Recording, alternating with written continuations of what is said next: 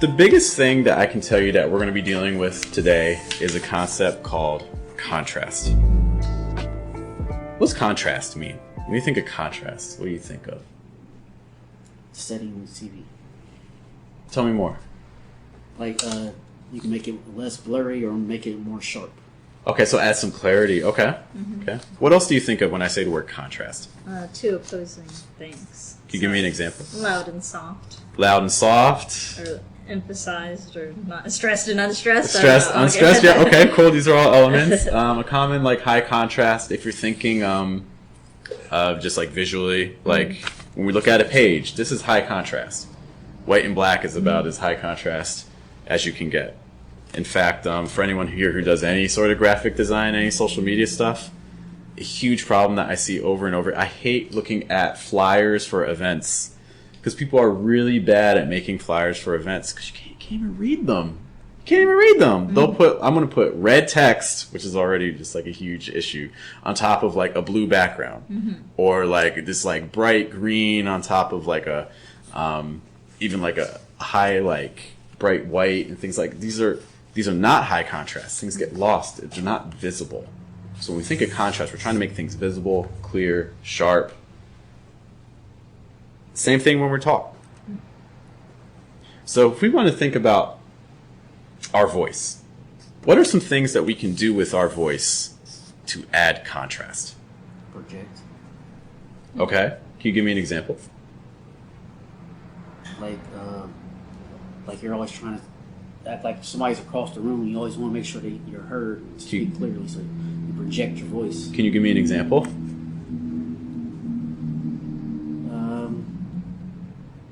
Order up on number 2. I don't know. I'll give you an example like what? Okay. Okay. So project this, like how to project my voice. Yeah.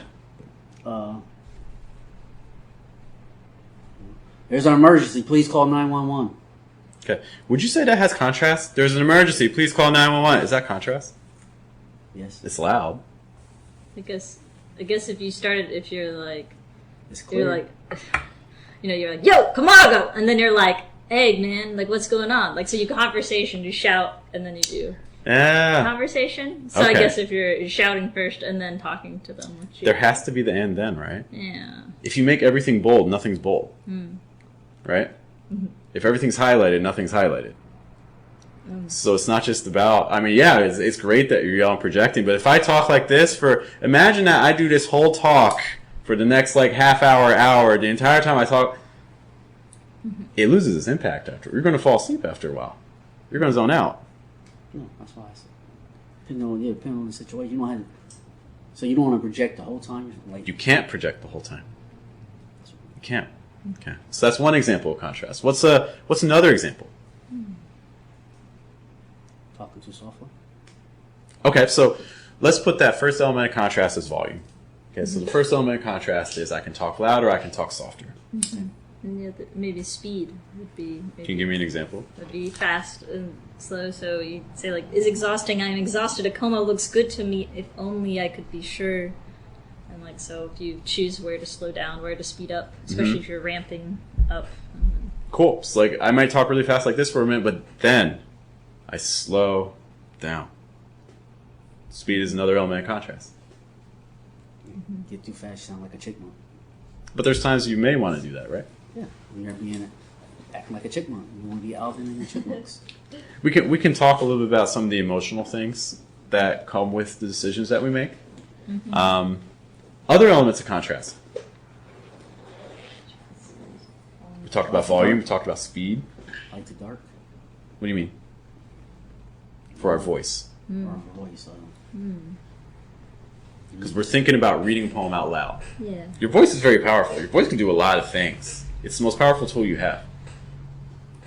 Yes, because the tongue controls the whole body. I would say more just yes, but it's also the fact that I can get more people to do something with my voice than I can with my hands or anything else.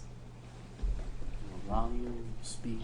Volume, speed, any other ideas? Yeah, I think that idea of pitch or tone, like you can raise or lower your voice. People don't really do that so much in poetry, but I think the emotion is more what that's about, I think.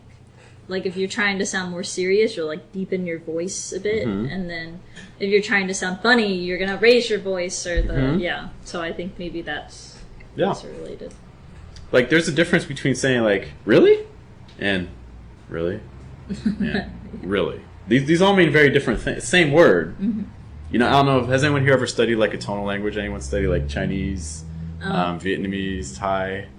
No, but I've heard the example with ma, which Yes, like that ma makes- ma ma ma. Yeah, like yes, things that like gets me. Mhm. Yeah, Yeah, but English has tones too. We just don't use it to separate words. But all the tones that exist in Mandarin also exist in English. In fact, in a lot of ways, English actually has more tones than Mandarin does, because there's a difference between saying like this, which Mandarin has, and this, which Mandarin has, and this, which Mandarin has, and also like this. But some tones that Mandarin doesn't have like this, you know, Yeah. or even like double like this, or like wow. There's a lot of wavering in American English that doesn't exist. Yeah, I in a lot know of about languages. tone. I had people get mad at me sometimes, like when I change my tone. It's like, that ain't the same tone you asked me with. I was like, well, because sometimes I had to change. Like when they don't listen to me, and I'm ex-military, sometimes that military tone comes out of me. Like when they're not listening to me, I just get really strict. You know, I was like, all right. Like I say, like a sergeant, like I was trained to be a sergeant, so I'll get that tone in me. Like, all right, I said that's enough. Well, I'll say, sometimes, Yeah. all right, that's enough. You know? And they're still not listening. And that's when I get project and do Yeah. that military tone. Yeah. It's like, you know, when they say don't point a finger because you got three. I always point yes. like this. I don't got no fingers pointing back at Another me. way you can do that too is if you put your thumb on top of your index. That's another way to point. That's a little bit less. Yeah, I love I do my like this. partner's in the army, so he does Yeah, that. yeah, I do. It's I really do. funny. So I don't got no fingers pointing back at me. Yeah. All five pointing at you. Yeah. Yeah. So one other element of contrast is we have our continuous speech where I can just keep talking, but then suddenly pausing. Underutilized tool Yes. in our voice is pausing. I don't know. Have you guys ever taught before, any teachers? Yeah, I do teach. Yeah. Okay. One of my favorite pedagogical philosophies is that when you ask a question, how long do you wait before you start talking again? Until they talk, and it's as long as you want it to be, and they want to fill the silence, so they will eventually respond. The general guideline I see is like 10 seconds, because like if it starts going beyond that, there could just be a degree of just pure uncertainty, you And know? then, like, yeah, it's you're also like, that did you hear me ask you a question? Yeah, or you rephrase the question at that Or point. yeah, but not before like that 10 seconds. Like you got it, and Yes. 10 seconds is a really long time, I know. you know. Yeah, and I've heard people talk where they ask a question and they immediately, oh, nobody? And then they go, I'm like, no, you waited half a second. You There's know, a lot because of- they're nervous about it, yeah. I want to do a video about just like professors, poetry professors, English professors, because a lot of people who teach, especially in academia, higher level, you know, university level positions, the pedagogical instruction they've received is so minimal. It's all based on just what they saw their own professors do, and kind of just like they form in their minds like, oh, this is the archetype of how a teacher needs to be. I'm going to just follow that, versus actually good teaching strategies. Like a lot of college professors aren't really good teachers, Yeah. in all honesty. So then the question becomes, when we talk with someone, whether you're talking to your friend, your partner, just people you meet on the street, how often are you thinking about all the tools that we could be using? You know? And I think that we're going to direct this to poems, but I hope that the big takeaway is that we're not really talking poems. We're talking about how do we have meaningful interactions with people, because I don't know about you, but if I have a conversation with you, my view personally is that I want you to remember that we had an interaction even after our interaction is done. And if you don't have memory of that later, then I don't think I've done my end of the bargain in terms of having to communicate. Because I think a lot of us are just having conversations almost as throwaways, like not really thinking about what's the impact we're having. And to have stronger impact, all these tools that we're talking about become vital. This isn't optional. This is necessary if we're really trying to become the best communicators we can. Okay. Questions for me so far about concepts of contrast?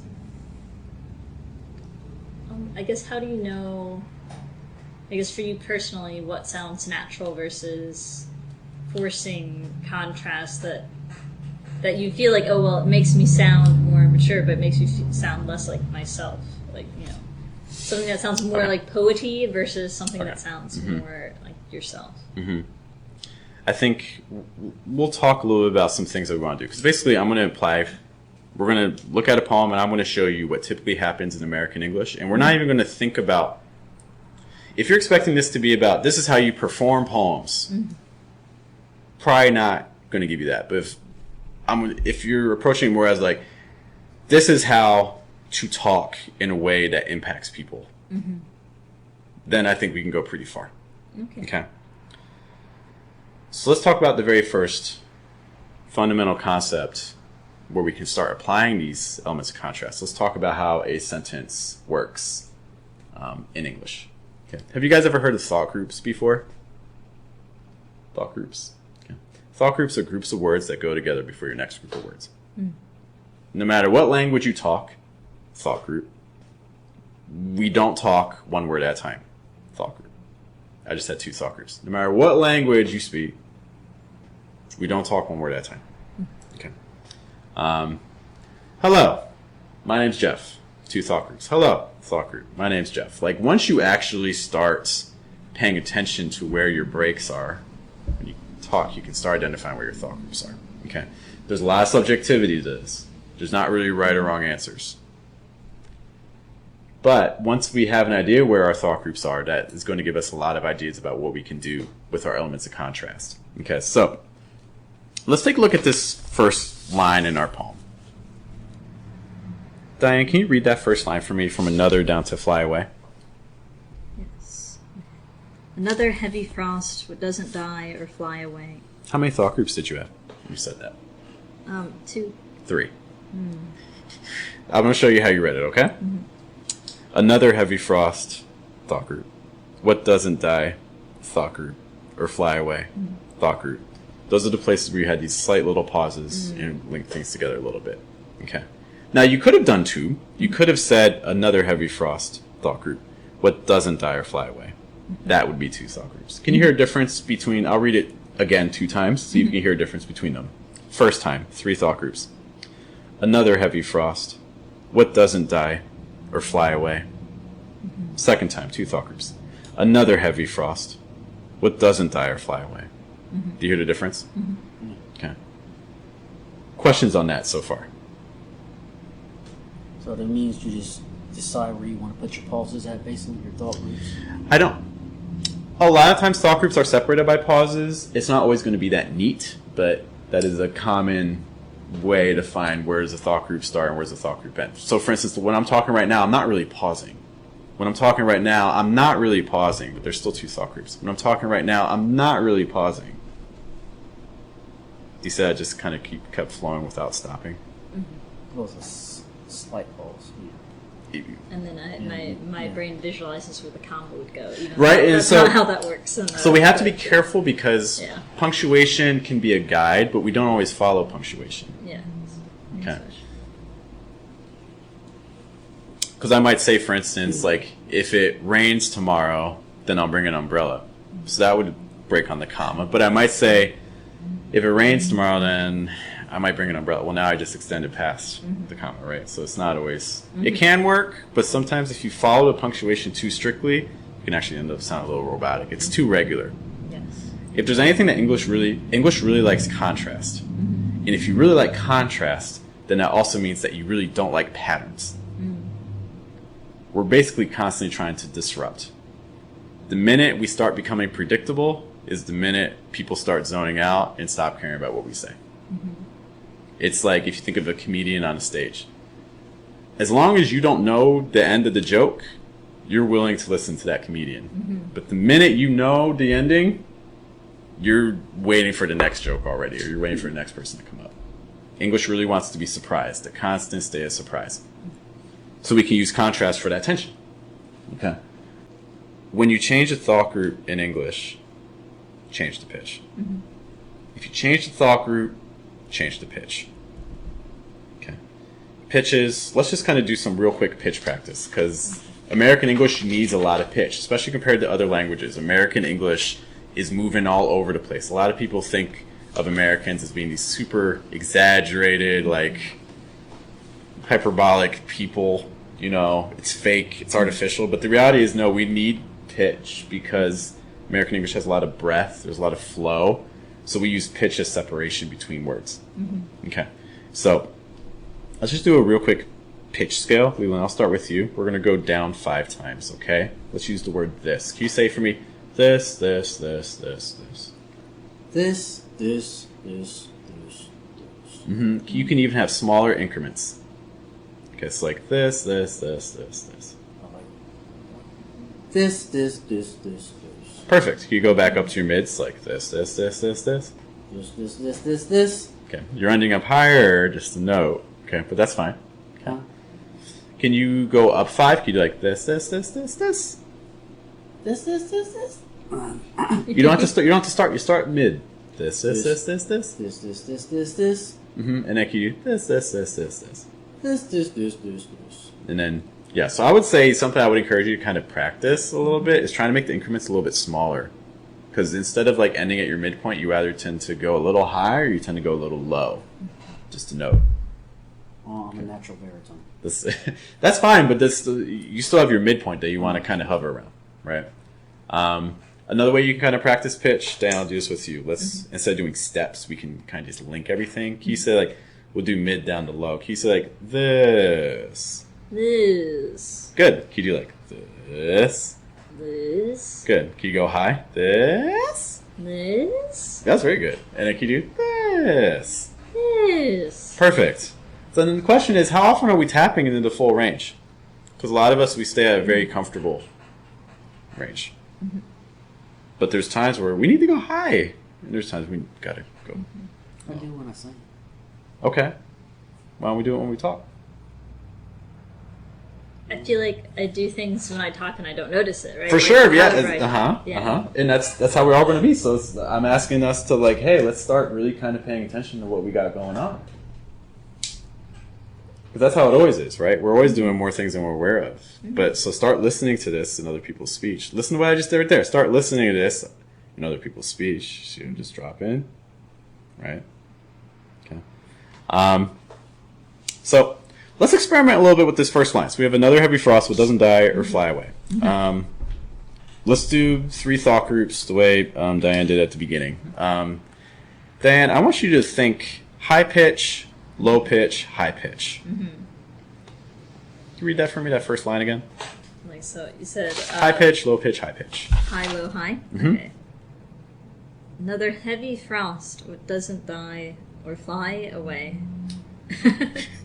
I can't quite tell what I'm emphasizing. Okay. What I'm actually pitching. Okay, so let's talk about another component of thought groups. I'm going to make it a little easier. Mm-hmm. Okay, so in every thought group in English, there's one word that receives primary stress, and that's the word that is going to go up a little bit in pitch.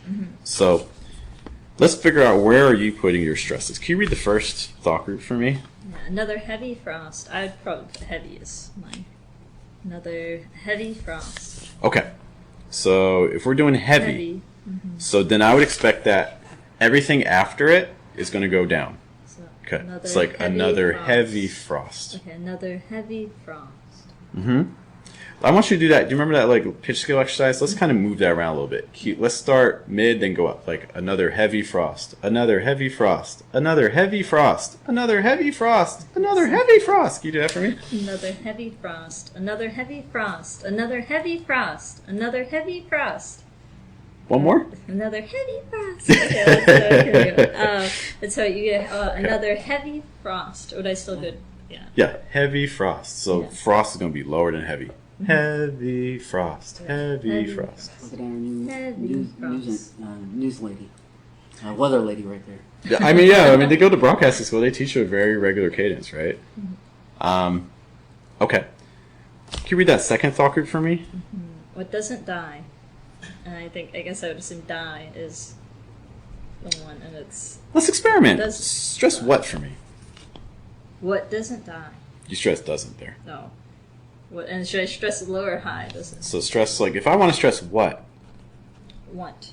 And that means everything else after it has to be lower in pitch. What doesn't die? You went higher. What doesn't, but I need to go lower. What doesn't doesn't die? die? Yeah. What doesn't die?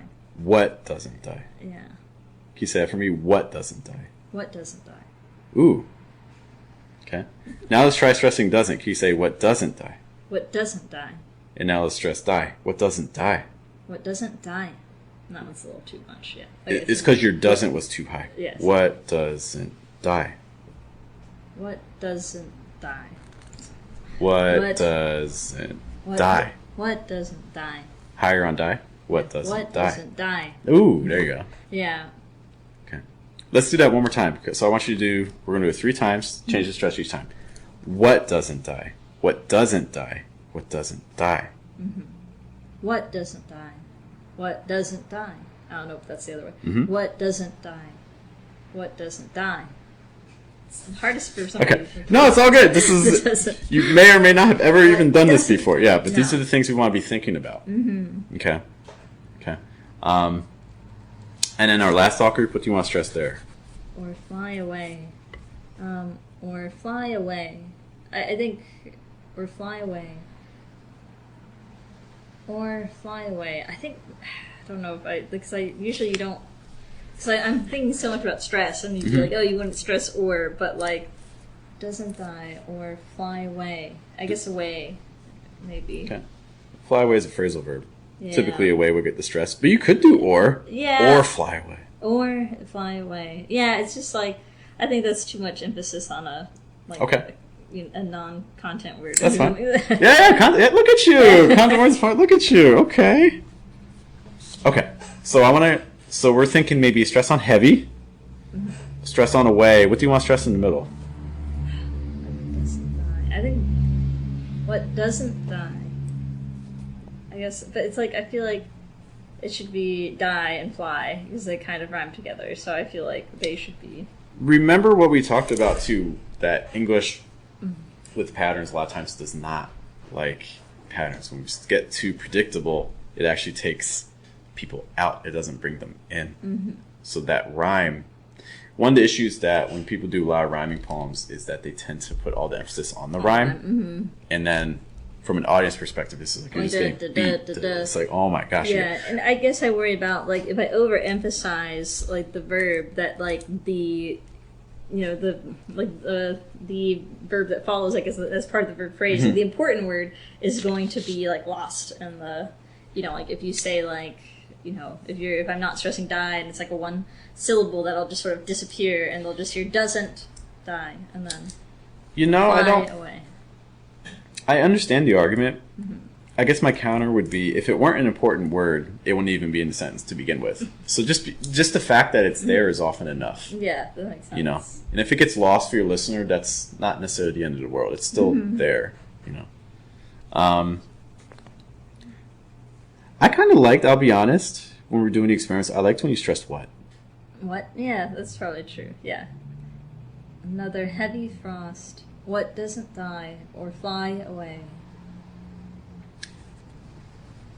Do you mind if I hold your hand through this a little bit? Yeah. Okay. So we're going to go back to our idea of high, low, high. And right now we're thinking contrast through pitch. Okay. So we're going to do first thought group, high pitch, second thought group, lower pitch, third thought group, higher. Okay, gotcha. Okay. I want you to repeat after me. Another heavy frost. Another heavy frost. Now we're going to stress what? And we're going to go lower in pitch. Okay. Let's add the first thought group. Another heavy frost. What doesn't die?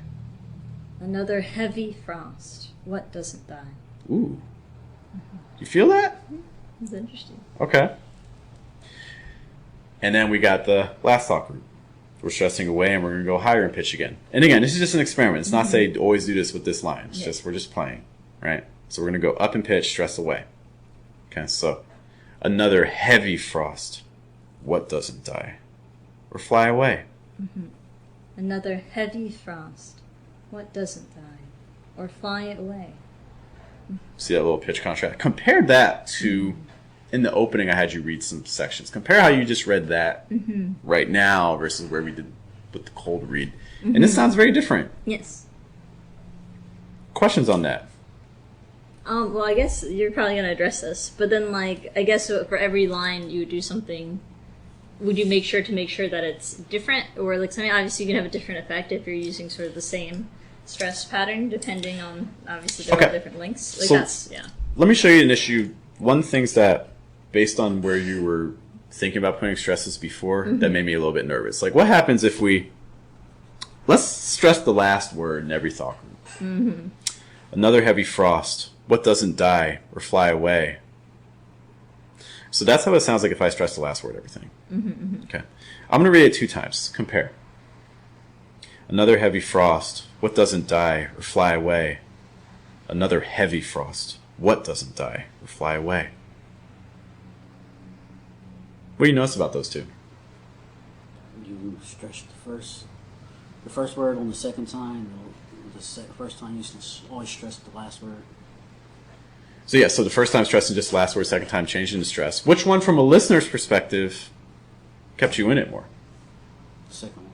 The second, but, like, I would, as reading, I would worry about the continuance of it, like, as the one reading it.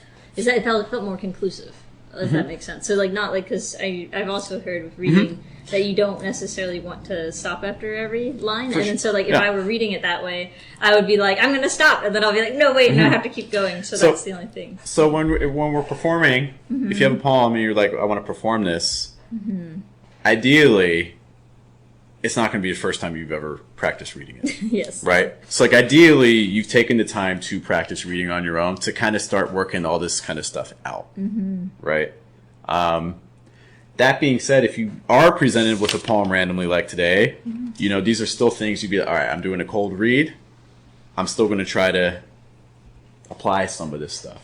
Okay? Because I think we've all been to the open mics where the person reading it reads it like how you did the first line. Another heavy frost. What doesn't die or fly away? The groundhog, for instance. The bear is deep in sleep. I'm thinking a lot about sleep. Like, it's fine. But that's also kind of how we were taught to read in high school. Versus if we're like, another heavy frost. What doesn't die or fly away? The groundhog, for instance. The bear is deep. It's a very different experience. It is. Yeah. It is. Well, and I'm thinking of the beat poet reading is like, if you do the beat poet version, the shout reading. You can So, I mean, that's the other issue. This kind of goes back to when we think of slam poetry a lot. Yes. Let's think of something that Leland, when we're talking about contrast in the beginning, Leland mentioned loud. Yeah. But the problem with a lot of slam poetry is there's no contrast. It's just all loud. I'm just shouting the entire time for the whole poem. And so it has the opposite problem that a lot of page poets have. A lot of page poets tend to be kind of quiet, being like, another heavy frost. What doesn't die or fly away?